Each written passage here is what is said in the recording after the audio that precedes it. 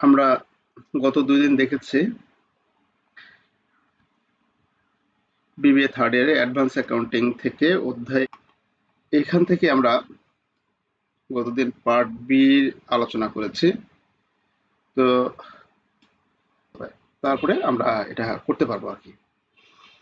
আচ্ছা, তো জাবেদা নিয়ে আর রিভিউ না করে জাবেদাতে আমি এখানে গতদিন একটু ভিন্ন টাইপের অঙ্ক এসেছিল। সেটি হচ্ছে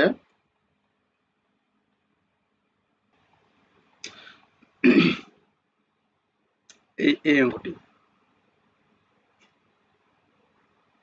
আচ্ছা, আমরা এটা একটা আবার আছে একটু মূলধনের উপর, যে এই যে 2 লাখের উপর স্টক ডিভিডেন্ডের কোনো কিছু না হলে আমাদের এই ডিভিডেন্ডে এটা অবশ্যই